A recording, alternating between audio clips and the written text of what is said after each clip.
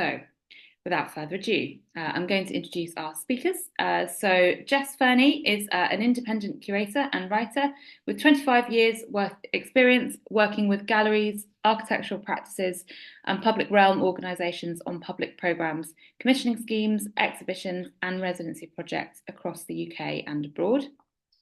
Working primarily in the public realm, she's interested in ways that artworks are viewed, positioned, and transformed by a live relationship with audiences, contexts, and conditions.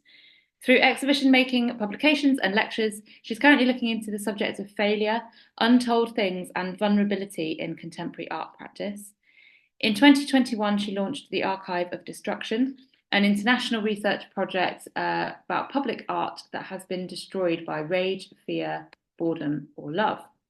And I'm just going to post a link in the chat to the Archive of Destruction website so everyone can have a little look at that. Let me just, yeah, okay, there. And Ian. So Ian Giles was born in Gloucester in 1985, working across performance, moving image, installation, painting and events. His work fosters new networks to record and celebrate queer histories and experiences. He graduated from the Slade School of Art and, Slade School of Fine Art and lives and works in London. And we're just going to pull up some images of Ian's current commission at God's House Tower. Thank you, Anam. So these images have documented the installation, Everyone Involved, which is an immersive installation and film featuring a gay song, which is heralded as the first LGBTQIA+ protest song, recorded onto vinyl in 1972. Ian has reformed the original band to re-record the song 52 years after its inception. This act of reunion is a cross-generational gesture of thanks and also an example of the living legacy of the gay liberation movement in the UK. So those first couple of images were of the work as it is installed at the moment at God's House Tower. And then these images that you can see now are of people interacting with the work at our launch event, which happened back in August. And you can see the kind of, the full extent of the installation, which is these monitors, a carpeted conversation pit, and some wall hangings as well, to create a bit of a social space in which to view the film. So I'm going to put in a link into the chat now, which is going to take you to Vimeo, where you can view Ian's film, Everyone Involved. So I've just posted the link in the chat, and if you open it up and just kind of take your time to watch it, what we're going to do is just kind of meet back here in about 10 minutes time. It's just quite tricky via Zoom to actually stream anything and everyone, be able to see it and watch it and hear it at the same time. So rather than trying to do that, we're just going to take a break. When you open the link, if you just click the icon next to the Vimeo logo in the bottom right, it will make the video full screen. And it's a 4-channel work, so you'll be able to see 4 sort of moving images within that screen. If you're having any technical issues, please don't worry. We're going to also share the link at the end of the talk, and you can access it once the talk is finished, and you can kind of watch it in your own time. But for those who are able to access it, please do sit and spend some time with it and watch it. You might be able to watch it a little bit longer than just the one loop over the next 10 minutes. And then we're going to come back here at 10 to 7. Please feel free to sort of mute yourselves, switch your cameras off. In fact, please do that so that everybody can watch the film without distraction. And we'll meet you back here at 10 to.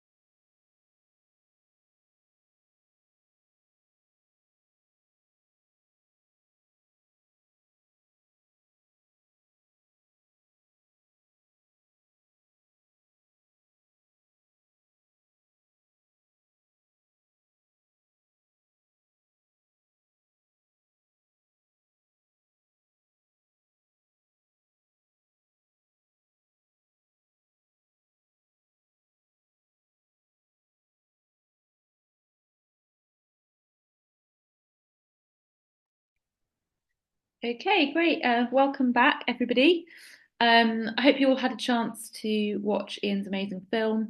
And if you have any questions about the film, about anything that's being talked about as we go along, please do post them in the chat. I'm going to be checking in regularly, and we're going to be asking kind of questions as we go.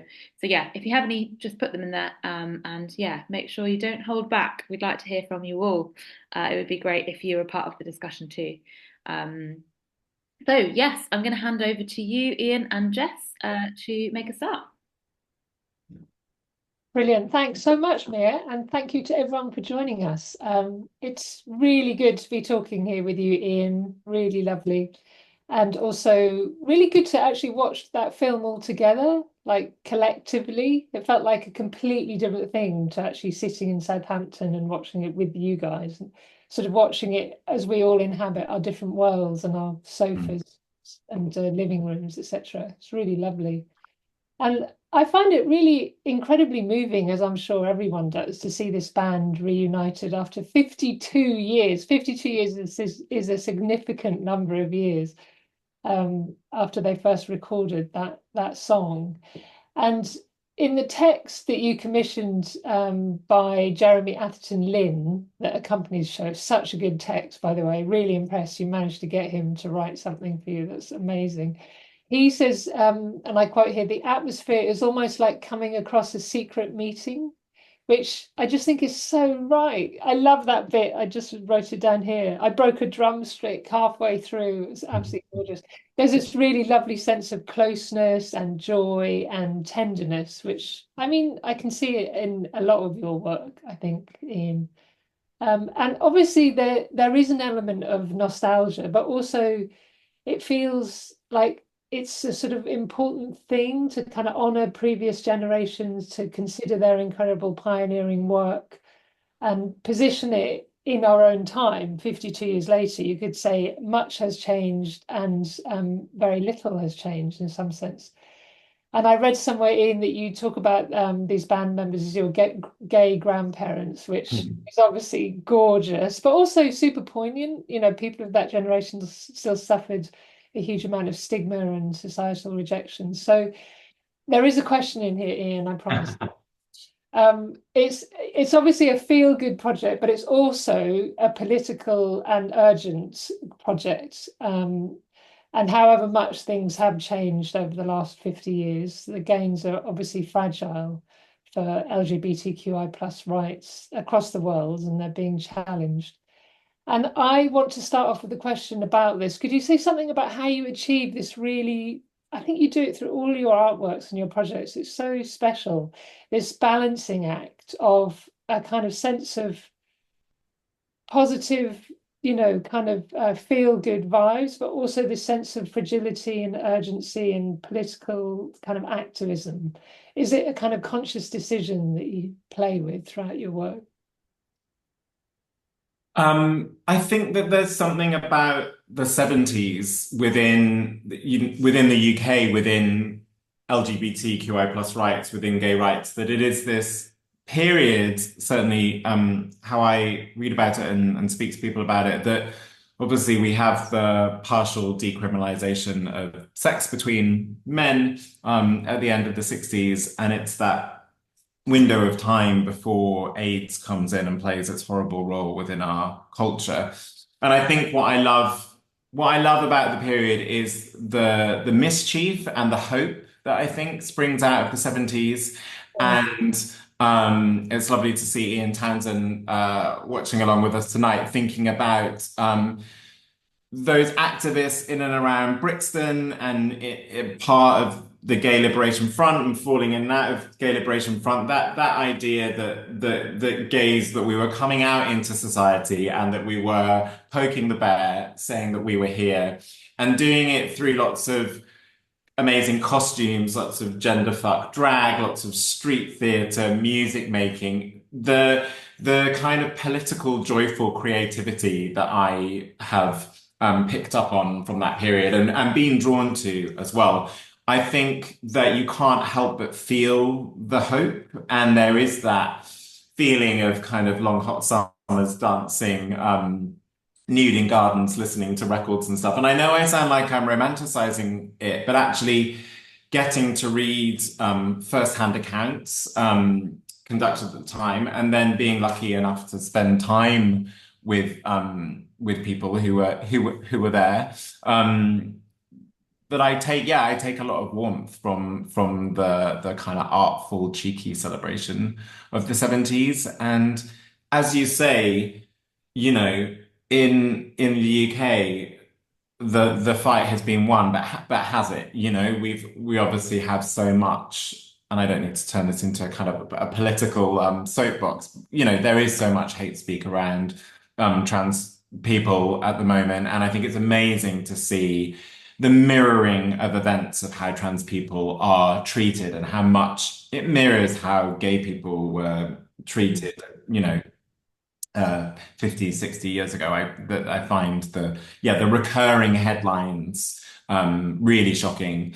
And obviously gay rights are not sorted all across the world. And as Italy's current prime minister and kind of lack of human rights are proving in terms of removing same-sex parents off birth certificates, things that we presume are set in stone, obviously not set in stone. And so I feel it's really important both to, in the small platforms that I have of galleries and showing films, to celebrate the people that have done work that allow me to be, and also to keep us reminded that these things need to be active. And probably I always presume that in a gallery space that I am showing this work maybe within a kind of liberal echo chamber that's all agreeing with me, but also hopefully probably not, right? These are public galleries, so everyone is welcome to see. So me presuming that everyone's like, oh yeah, gay rights, it's great.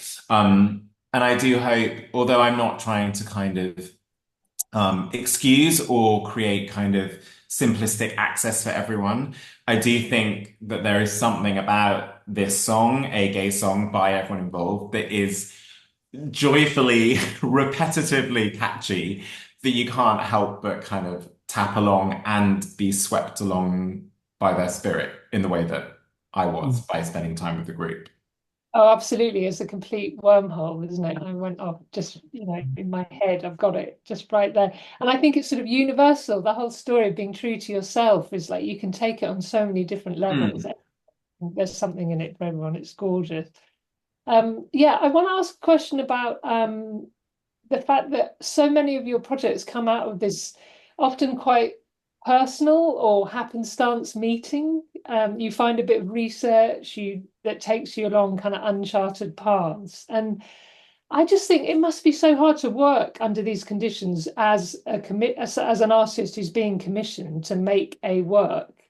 It's just such a fragile thing to be able to just come up with something that's so sort of serious and sensitive and close, and then so it's a question of how you do that, how you also manage it when the path goes wrong. Oh, we have a question here from Ian. That's we should answer that. Yeah, well, it's not so much.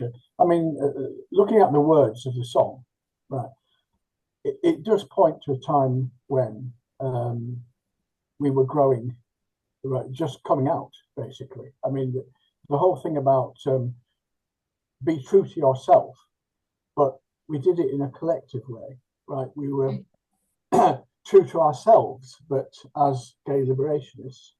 And I think that still is today very important, because we are going backwards, I'm afraid, to a certain extent. We do have to fight. What gains we've made, we still have to fight to keep them. And they may, I mean, it wasn't that long ago that Margaret Thatcher passed a law, Clause 28, forbidding the promotion of homosexuality as a pretended family relationship or whatever. But I think what Ian's doing is doing, the important thing is, it's stopping, I think, the gay past from being hidden from history. If you don't write plays about it, or if you don't write histories about it, it doesn't exist, right? It's not there. And that's why I think it's important that however you do it, whether it's through plays, installations, artworks, out on the streets screaming your head off, whatever, it's all important, right? And I don't think you should feel odd that I'm only in my own little space. I mean, I don't think that matters, because it's everything. It is, strangely enough, it's still a collective endeavor. We all do our bit, and we're still doing it. I mean, Yeah. we've got lesbian and gay support migrants who, they're defending migrants from being sent back to places where they're likely to be killed or whatever. But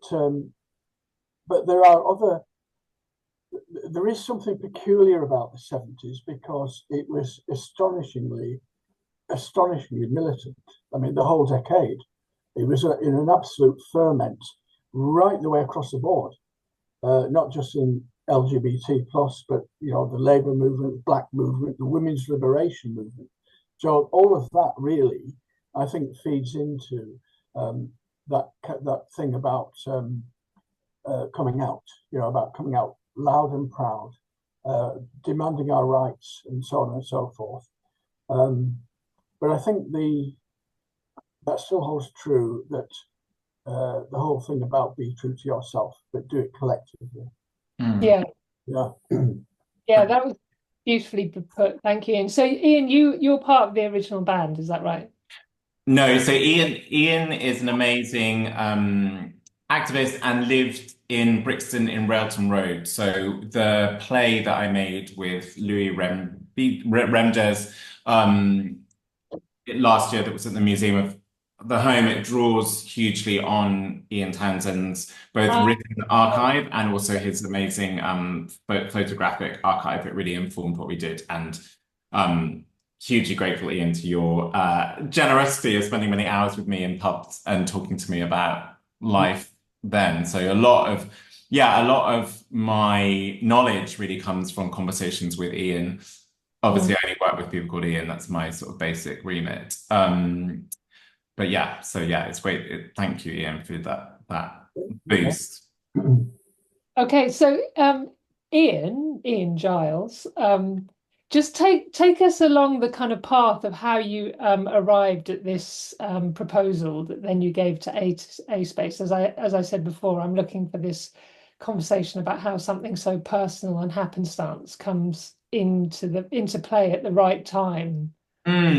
I guess it's a long story, but I'll try and tell it in a short way and linger on the more interesting parts. So I was invited by an organization called Arts and Heritage, who pair artists with heritage sites, with buildings across the UK. I was invited to submit a proposal for an idea for an artwork to happen at God's House Tower, this 13th century building in Southampton that's had a really varied history. But I was interested in it twofold. One, that it had been a jail in its past, and when I sort of start working or thinking about working with a gallery or institution, I always kind of see, have they done anything LGBTQI plus before? Where they kind of sit with that? And so I really liked that there's the book about God's House Tower, and there's a chapter, or there's a section basically about gay lives within the jail. So I'm always excited, as Ian said, to actually see gay lives being acknowledged and put into history and being spoken about. So interested in it as this building that had, many pasts, but including a queer past. Yes, sadly, criminals, but people were put in jail for all silly things at that point, like stealing a piece of bread or whatever.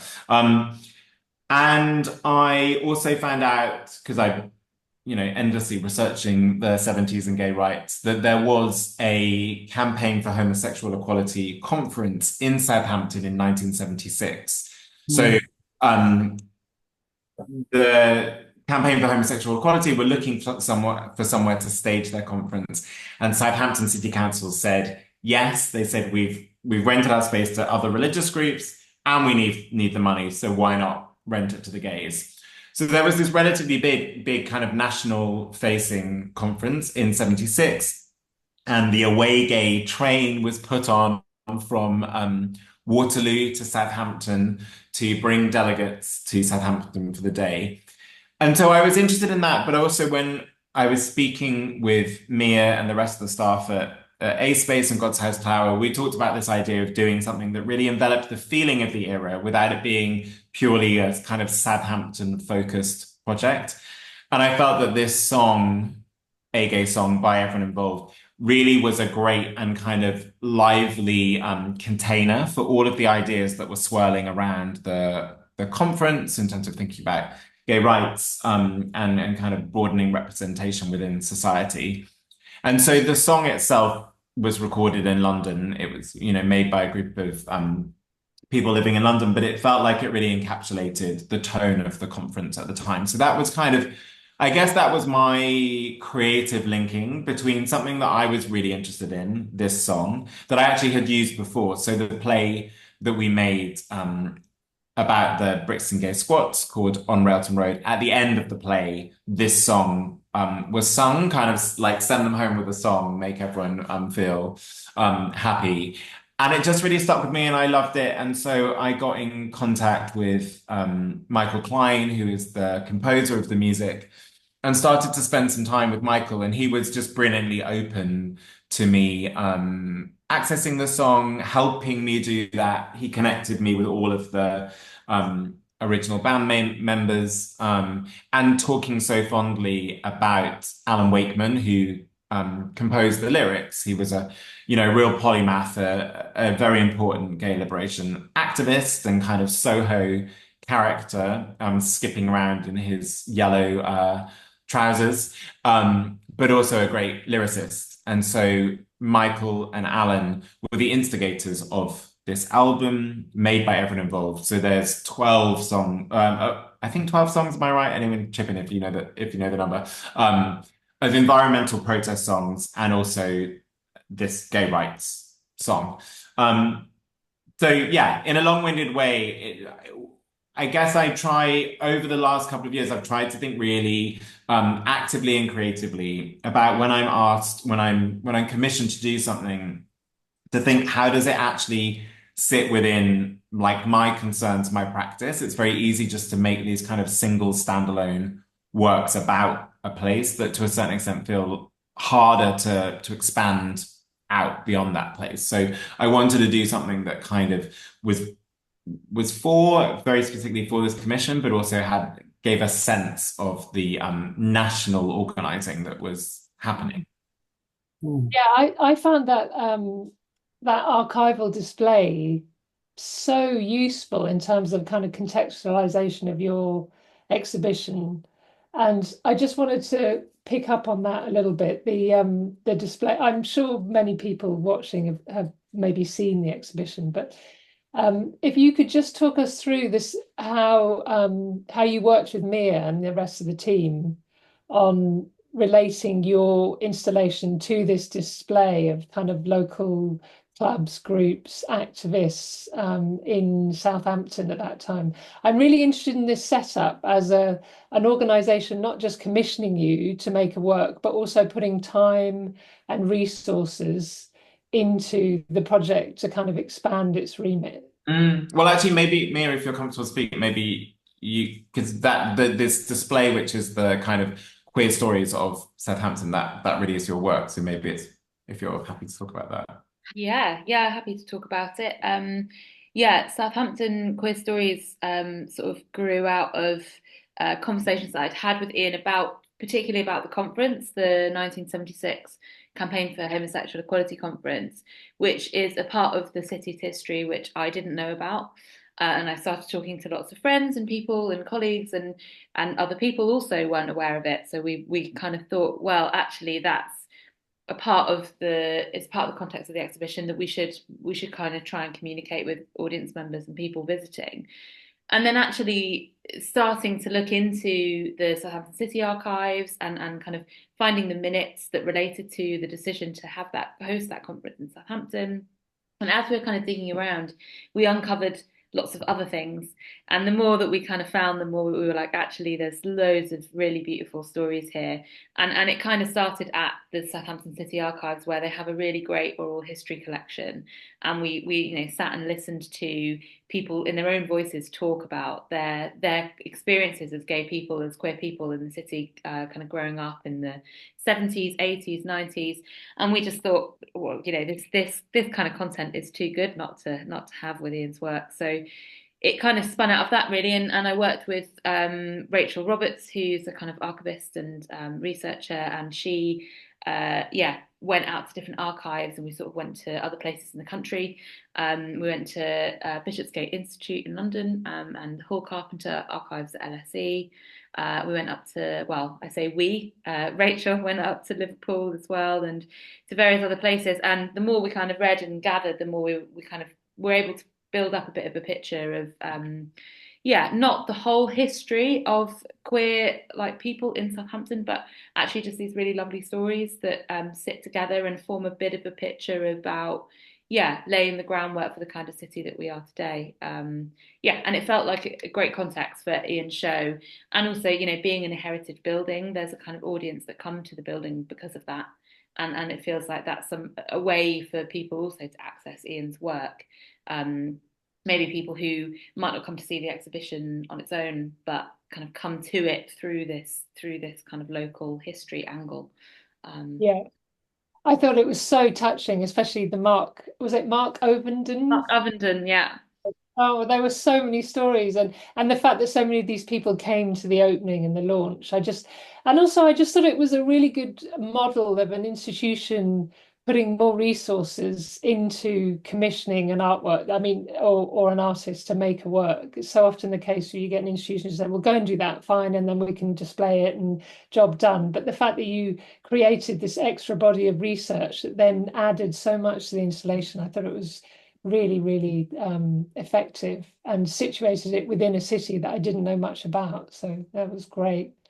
Ian, I just want to talk a little bit about everyone involved as a kind of memorial. I know that you've spoken about it as a kind of alternative to a kind of permanent bronze statue, say, and I mean, I love that idea that it's a memorial. It's a really kind of beautiful way of looking at this film work or this installation.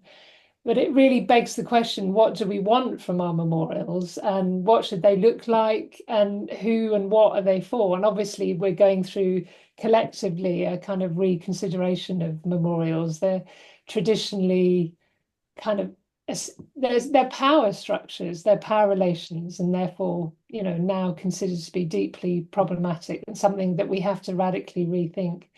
So my question is, for you, did you set out to make a memorial? And what is this film memorializing? Yes, I did. That was kind of I guess that was my driving force. That was the thing, the intention or feeling of scale, I guess. And when I say scale, I don't necessarily mean that I've made like a physically big work, but having this idea of thinking about memorializing this group of people, memorializing the 70s as a period of gay rights where multiple people were all doing little bits that gathered a kind of mass. And I think one of the interesting things about researching the London Gay Liberation Front is that really it has a beginning, but it has lots of middle, but it doesn't really have an end, and it doesn't really have a definitive. You couldn't make a biopic about it. There's not enough like plot points that really make sense, and then it goes bang and it does this, and this definitive thing happens. So I've always, it's kind of how I ended up in the Brixton Squats, and it's how I ended up with this song, because they were physical things. I could understand how it is, and I could understand a vinyl record and a group of people getting together to do something. There were these kind of, containers that I could grab hold onto, whereas the kind of broader history of the liberation movement just feels beautifully amorphous. But thinking about this intention of taking the song, taking the performance of the band, and making a memorial. And I guess by a memorial, I'm thinking of a public gathering space. So in the gallery, we saw some photographs of it. made this carpeted conversation pit, this stepped seating that the four monitors of the film sit on, but also we, the viewer, come and sit as well. That the work is completed when viewers are sitting on that installation, beautifully built by the technical team at God's House Tower. And so, yeah, to have this gathering place that the song surrounds us and that we sit together, and to think about how collective memory, doing things together, can be as powerful as sticking a big piece of bronze up in the town square. And not to say I'm, still up for that, but thinking about how, yeah, pride marches, events, talks, yes, they're ephemeral, but they lodge. And most memorials aren't going to be around forever, even if they're physical. I think lots of public sculptures designed often thought to last for, 100, 200 years. That's not actually a particularly long period of time. And as we say, both, in a positive way, memorials change and we change what we want to memorialize. And I think it is interesting, to think about how problematic memorials are. Maybe naively, I hope that a memorial to kind of gay liberation will never become something that's problematic. And I was okay with the ephemeralness of it, the looseness of it, as a provocation to say, yeah, this should be memorialized. I guess it's an invitation to think about that as well, and the weight of something which can seem quite small in a way. This record, they made 1,000 copies. They gave them out for free. There are some. Yeah, I love that idea, the sort of collectivity and the idea of that actually we're not gaining any funds from this. This is an album, but wasn't it written on the album cover? Don't pay for this album. Yeah. I can't remember what the exact quote is. It's don't pay for this record. It's free. Yeah. I think we should have that on all records. And well, yeah, there's a lot of very poor singers, but we'd all be dancing. Yeah, absolutely. And when we got the train back the other day from Southampton, I remember I made you read. I don't often do this, but I feel so just so excited by, but also insistent on everyone knowing about Beverly Buchanan's work. But I made you read this piece of text about Beverly Buchanan's artwork, which I think, Mia, you're going to put in the chat now. So I'm now going to make everyone involved in this session read it at some point. But I think it's a really beautiful alternative type of memorial, which isn't one that was made today. It was made in 1981. So just, it's not quite the 70s, but it's almost the 70s.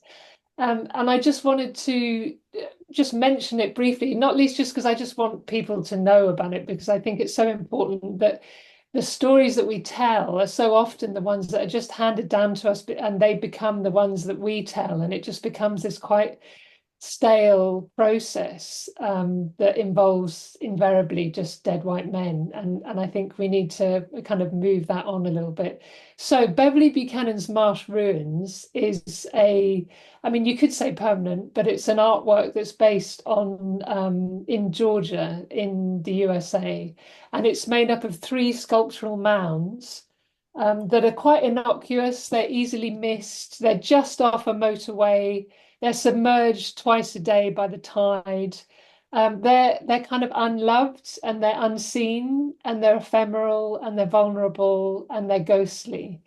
And the work bears witness to a nearby mass suicide in 1803 of a group of Igbo people who chose death over the life of enslavement. So they're incredibly poignant and important works that no one seems to know about. So this kind of alternative type of monument, I think, has obviously been going on for decades and decades.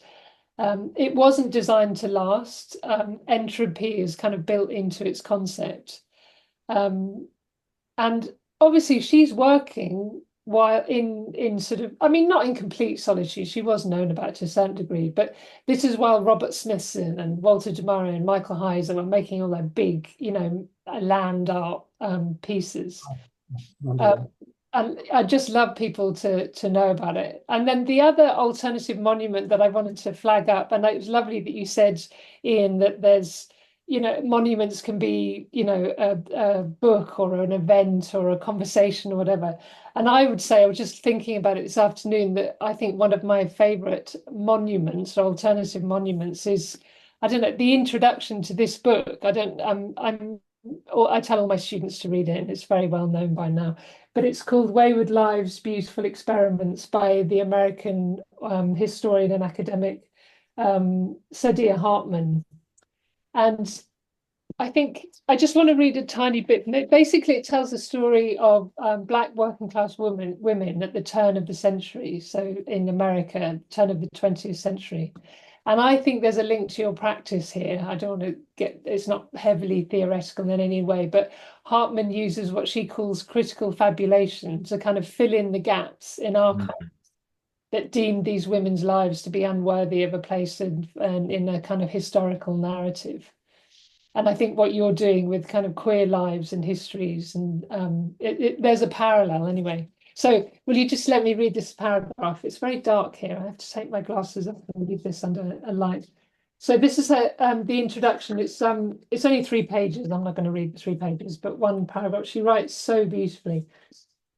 Wayward Lives elaborates, augments, transposes, and breaks open archival documents so they might yield a richer picture of the social upheaval that transformed Black social life in the 20th century. The goal is to understand and experience the world as these young women did, to learn from what they know. I prefer to think of this book as the fugitive text of the wayward, and it is marked by the errantry that it describes. In this spirit, I have pressed at the limits of the case file, because the archives don't give her what she needs. Basically, she goes in other ways to find the stories. And the document, speculated about what might have been. So she kind of makes things up between archival documents. Imagined the things whispered in dark bedrooms and amplified moments of withholding, escape, and possibility. Moments when the vision and dreams of the wayward seem possible. And it's so, I mean, she writes like a dream apart from anything else. But I just think there's something about the fact that with all of these sort of fragile, untold stories, you don't have the archival, the sort of established archival knowledge to go that you can go looking for.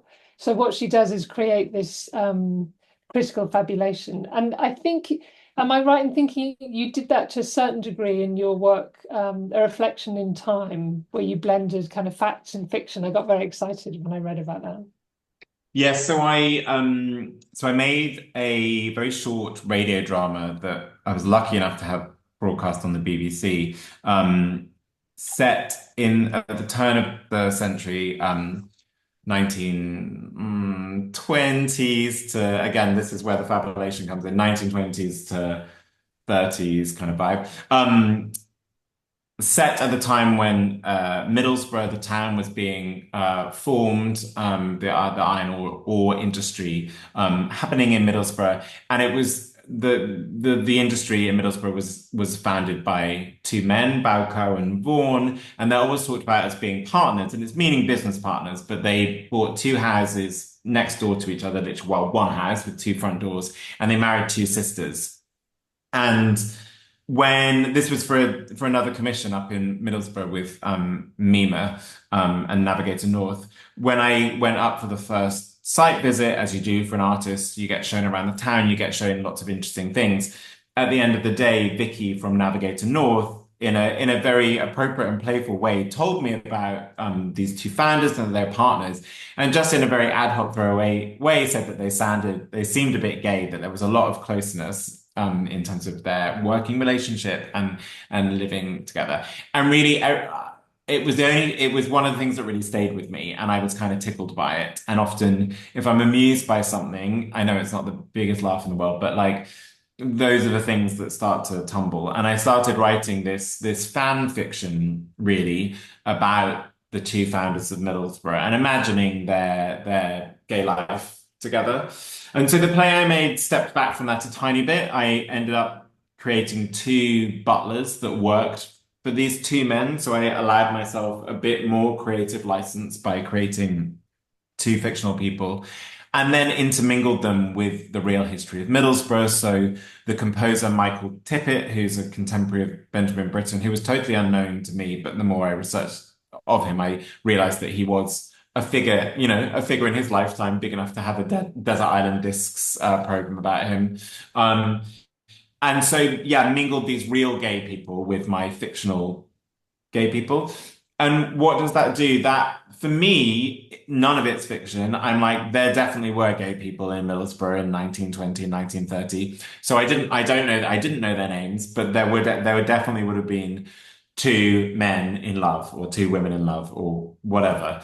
And so, yeah, when we're filling in these gaps with fiction and dreaming, for me, it feels very tangible. And that's why I want to kind of loop in real people. And I spent a lot of time checking historic facts. When I say this, I mean I watched things like Gosford Park and read The Remains of the Day. That's my kind of research, sit on the sofa and eat food and watch Gosford Park. But I did do things like there's a scene in the drama. I'll drop the link to the radio play later. But there's a scene in the drama where the butlers walk down these back staircases and find each other. And I did creep around these houses and work out if you could do it and stuff. So yeah, playing in and out of fiction. I think what I feel grateful for and lucky for is being able to talk to Gay Liberation Front activists, being able to spend time with everyone involved, the band. 50 years isn't a very long time ago, but it also is quite a long time ago. I think, we all agree that. So I think being able to access these near histories, these living histories, rather than me having to guess to create these histories feels really important to me. And then just really exciting because it's like, wow, I heard everyone involved. I heard a gay song, 5 years ago, and so amazing to go and meet these, pop stars, really. And what I loved about being with the band was that star power. I mean, I think it comes across in the video, like Gillian Bartland, who you see singing, she glows, like just being around her for the rehearsals and then our filming day. I just found them all really magnetic. Yeah.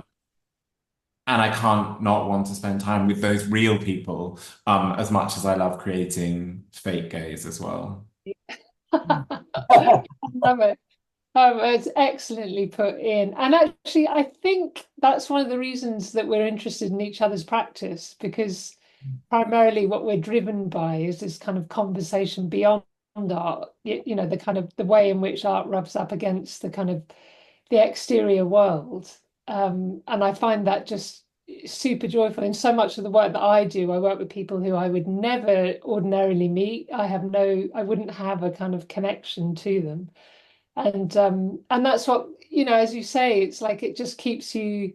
This is when you find a kernel of an idea or a person or a conversation, that's the thing. It's not really the sort of end art piece. It's the kind of the conversation, the relationship, the kind of that, it's like a shot to the arm, how you create relations with the world, and then the work comes out of it, Yeah, and I guess I'm always trying to balance the both as well in terms of the time I spend with people, the collaborators I'm working with, feels integral to the work. I think of it as kind of like thickening the sauce in terms of, you've got to start with your celery. You've got to really get that into the butter, really melt it down, and then slowly add things in. So spending time with Michael Klein, him making me cups of tea, us just talking in his flat, you can't just jump to getting the guitars out of the box and just singing it. I think that trust and respect is something that, I have to earn in terms of the people that I want to work with, and also share that understanding of what my intentions are in terms of I'm making an artwork, I'm making a video work, we're gonna film you, it's gonna be shown here. I always try and be really clear. I often don't necessarily know what I'm gonna do. So this work started as a single screen tracking shot and obviously ended up as like this 4-monitor installation. But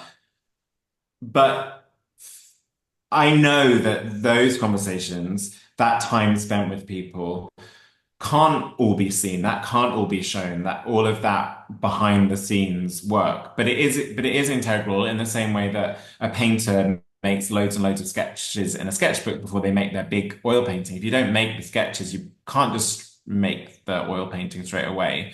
But I do think, yeah, I think in the past I had more nervousness about like, wow, I'm having the best experience of this because I'm getting to have all this backroom stuff and then see the thing that is then plonked in front of you. So there's sometimes a fear that the final work can only ever fail to contain the process, but I don't have a solution to that apart from stick gluing everyone to me and just dragging them along to everything I do.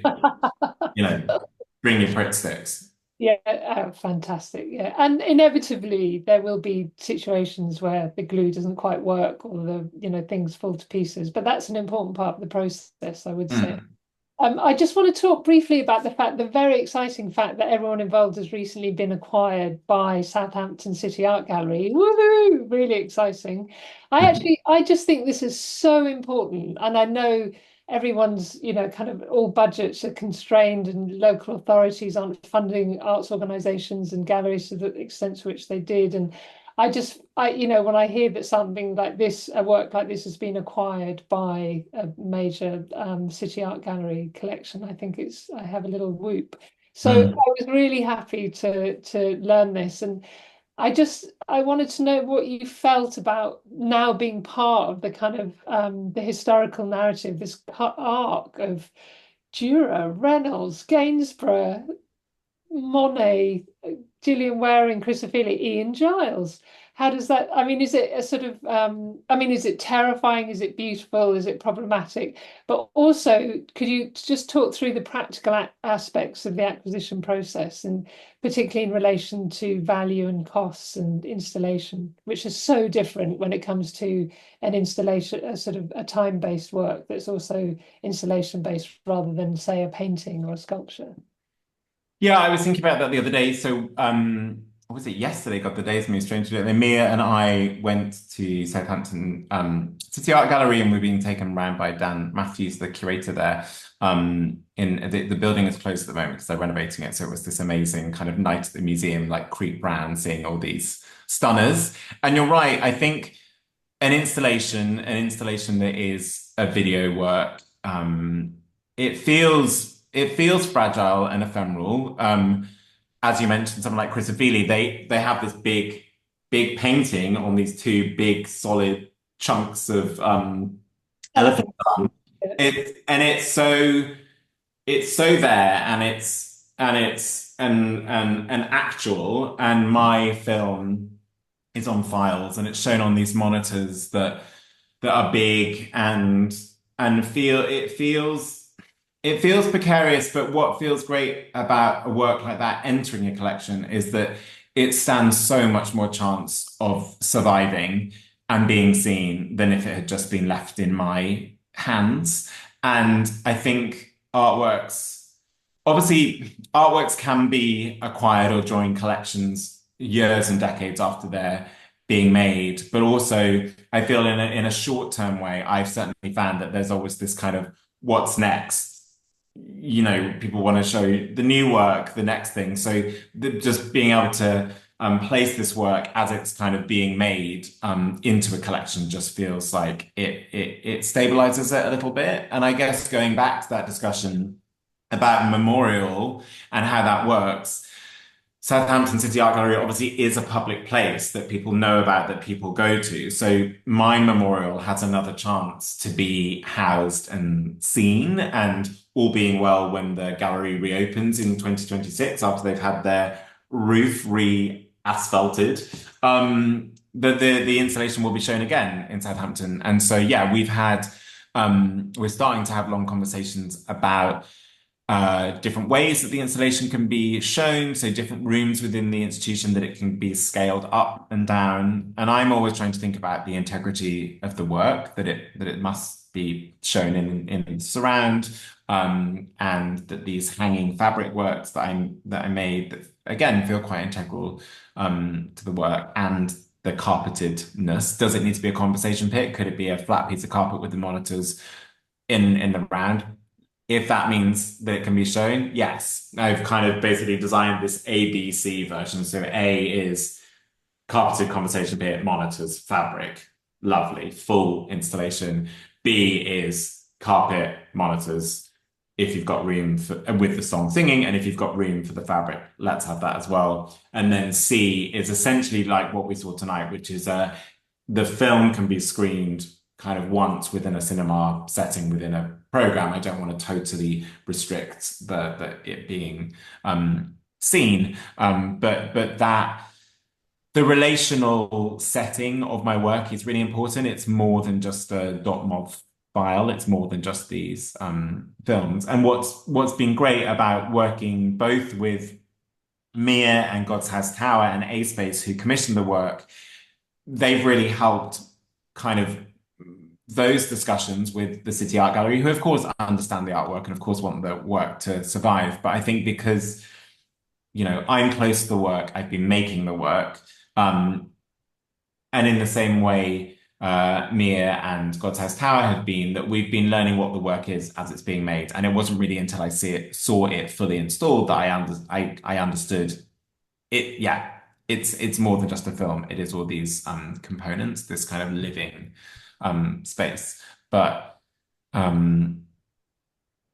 I like the idea that, you know, it will be shown now, it will be shown in 2026 for what, 3 months, 6 months, a year, and it will probably be packed away again. But I like to hope that in 15 years' time, someone will be flicking through the archive and say, look, we've got this, why don't we pull that Yeah. again? And as you say, can it really be classed as a memorial if it's just sitting in boxes in your studio or your bedroom or something? It's the fact that it's part of a public collection now is, so it's part of this, the fabric of the city in some ways, which I And think also such an important message as well. Like you saying about the archive display that Mia made in relation to my exhibition.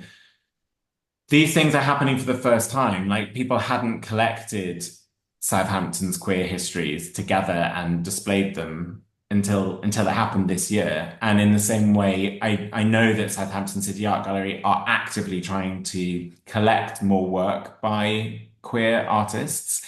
And that's such a strong message out to the city and the community. And Ian already touched on things like Section 28. Like, we're still having to erase this kind of ingrained homophobia that is within our institutions, that there are gaps in collections because what was it, 20 odd years of not being able to talk about. Yeah. Weirdly, my camera has now shifted to my laptop down here. How's it done that? It's rather magical. You're it's never happened before. I'm feeling a bit like exposed. I just was very impressed by sort of almost you had a TV studio there. I know it does. I feel like now I'm in a sort of aeroplane cockpit or something, but it really is just a shitty screen and a little laptop. But I don't know why it's done that, and I'm not going to fiddle with it because it might all disappear. But anyway, apologies for that. Okay, so we have about 20 minutes more. If there's anything that anyone wants to ask Ian or myself or Mia, please do so in the chat. Or just put your hand up and let us know if you've got a comment. Sorry, Jes, but we did have a comment from Ian, other Ian. Memorializing queer history is absolutely crucial in whatever way we can. It informs people about the past in an astonishingly creative way. And however messy queer history is, it was above all hopeful, challenging, and progressive, which I thought was a nice thing to share. Yeah, that's lovely. Thank you, Ian. All right. And I think we've got a hand up from Clifford. Clifford, yeah.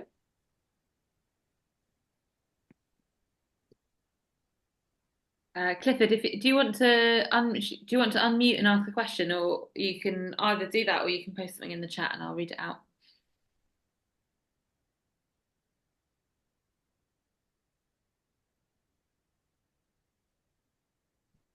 Oh, microphone problems, I think.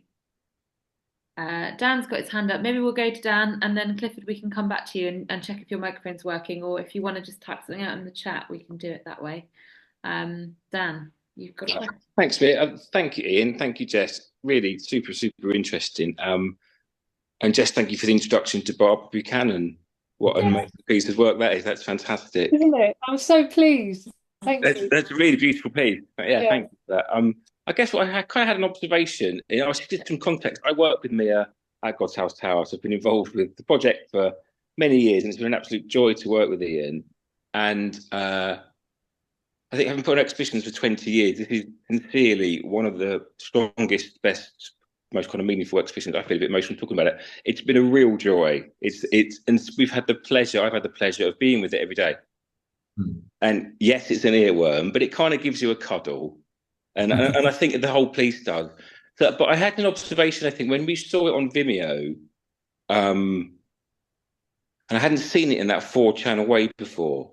And it's quite a different experience. So I think when you're sat in it, you very much are, it kind of hugs you. It hugs you. The way you're kind of sat on the carpet, it's warm, it's cozy. And then just hearing you talk about memorializing. And I wonder to both of you, actually, because you're both engaged in this subject, memorializing in a digital age. Does that give it a kind of sense of freedom? Is there something kind of transient about that? And then I think you started to sort of touch on it a bit when you had, and I didn't know this either. It's really interesting. You've now got your ABC approach to how this can be shown, and C, I think you said, was the screening. Yeah. Well, so that strips back, doesn't it? It's kind of physical cuddle, and it makes it quite different in a way. And so I was just thinking about how you as an artist, or Jes, in your practice, approach memorializing, in a digital era. Well, I was at Islington Archives near where I lived the other day, and we were looking through a paper archive of a local cooperatively made newspaper. And I was just sitting there thinking, I wonder and I hope that this archive is now basically archiving local groups' Instagram accounts, because that is, that is going to be the new flyer for things. And so, look, we're literally talking online now, aren't we? It's where everything happens. So this kind of the digital potential of a work is necessary. And I think, when I talked about those 3 iterations, I wanted to design 3 versions that I felt really happy with. And yes, do slightly different things. I mean, A and B are basically the same, apart from one has some step seating and one doesn't. But with the option C, I just wanted to make the work available, I guess, almost from an educational point of view, that it can be screened and watched, and that it's not like, oh, sorry, we'd love to show it to you, but we've got to hire 4 massive Sony Cube things. And I'm okay with, the work slightly existing in slightly different forms. And I think it's one of the great things about a film work, that it is malleable in that way. But it's great to hear your responses in terms of it doing different things, and maybe there's like more or less power in those different setups. And that's inevitable. The work is designed to be around you in an installation. So but somehow it can be experienced by so many more people, kind of in that option C, that kind of screening format. And I guess I guess I'm trying to think about this in a very concrete way. A memorial would be in a statue somewhere, you'd have had to come and see it, but now a memorial can go to you. And that somehow completely changes the way so many people could interact with this as a piece of work. I think it's so exciting, the idea that there's this sort of democratization of the memorial, and the fact that you've got this other ways of looking at how we remember things and how we interact with them. And it's not about power, it's not about dominance, it's not about interrupting your path on in the public realm and putting a statue on a plinth. It's about saying, you know, what's your place in the world? Would you like to find it? The one thing I think is slightly I don't know, like, it's not problematic, but it's a sort of a question, is that how these very much more fragile, tenuous memorials that aren't so physical and bold and kind of in your face, how they actually gain traction with people beyond the small group who are interested in them. Like, I really, the other day I was listening to the radio and someone was talking about the YBAs, the artists of the 1980s and 90s, and they were people beyond the visual arts. They would, and I was thinking that's really the time that everyone still goes back to, because that's what they can get hold of in their mind. You know, a big shark, a tent, or with everyone you've ever slept with. It's like, however much we don't like it, those big grand statements are still the things that people remember. So if you say, look, here's a digital artwork and you can look at it like this, or you could look at it like this, or you could just, it's super interesting, but then it's potentially more it's harder for people to kind of engage with as a sort of statement of intent. Do you see what I mean? Yeah. There's a charm and a challenge, and there's two sides to that kind of sword. Yeah, it's really interesting. Yeah, it gets a bit lost. But it's so nice to hear your response. I really agree about Ian's work. I think it's just felt so it's just perfect for the city, the location, the honesty, the joy, the sense of connection with the band. I mean, it's quite, it's been a very emotional show for us all at God's House Tower in a very lovely way, Yeah, you brought a lot of love into the room, Ian, so to speak. Well, yeah, and I think it is really important that the work is called Everyone Involved, and that's the name of the band. And I have to give them so much credit. My work borrows so much from them, their work. I'm basically representing this amazing piece of music, of artwork that they made. So I feel conscious to constantly acknowledge their doing, these lyrics that Alan Wakeman wrote, this music that Michael Klein created, and the amazing performance of the band, because the magic of the work is those guys.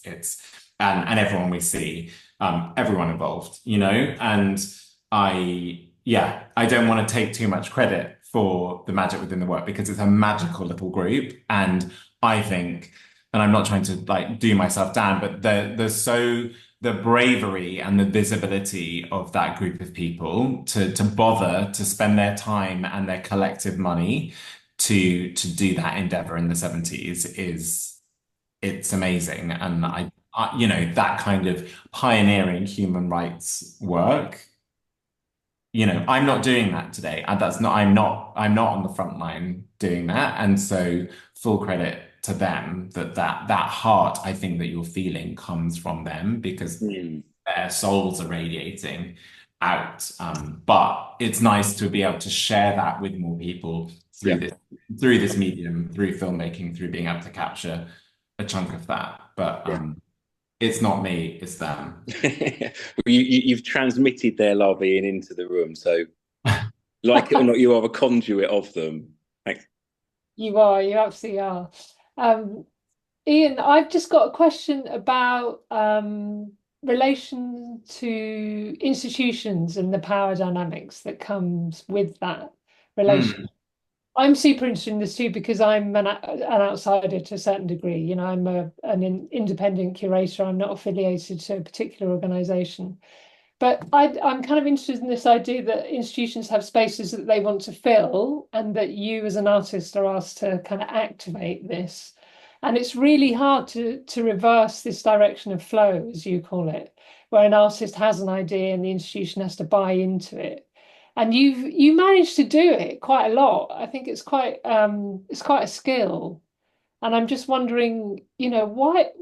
I mean, well, why do you do it? But also, why do you think of it as really? I think of it as just incredibly hard. Is that right? When you think about the status of the artist and the machinery of the institution?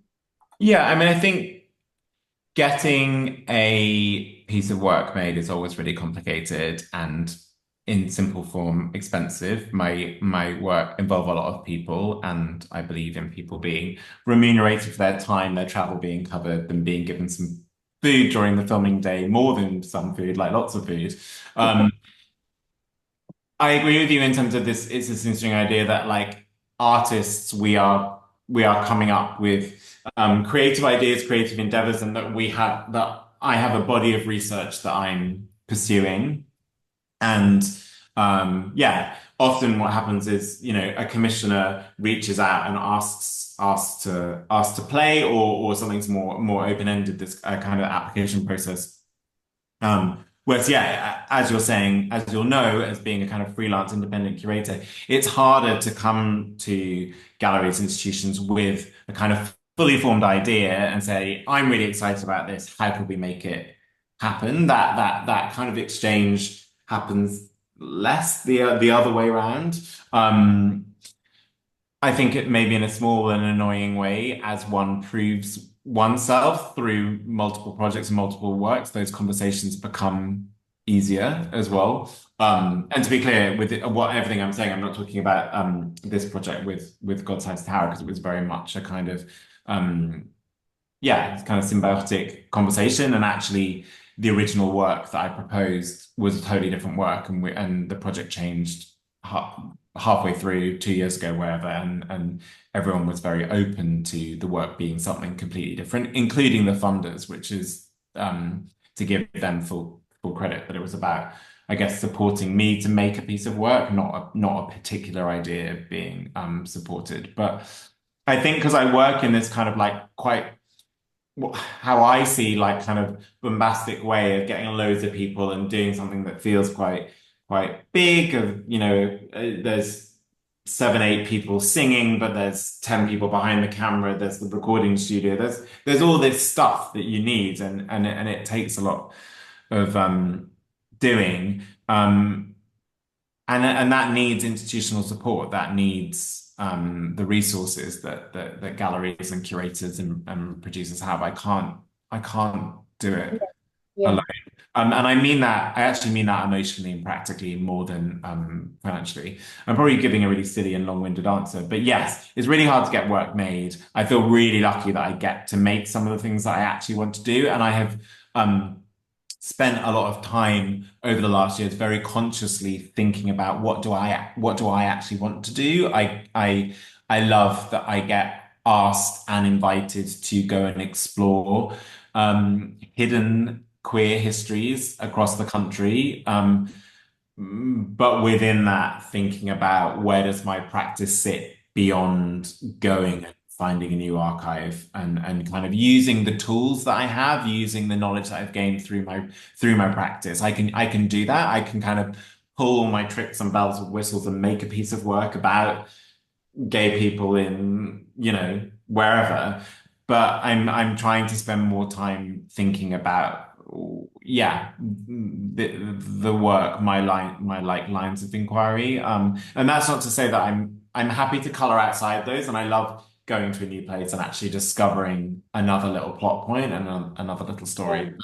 Just trying to kind of keep it on track a little bit, because I think there was almost a point where I was working within this commissioning structure that suddenly, it didn't all feel like it was my work, in terms of that desire, I guess. Yeah, it has to. I mean, you have to always, as an artist working within a particular subject or realm or identity, you have to be so aware of the fact that you're focused on what you want to get out of it, and then you're not being used or kind of harnessed in a different way.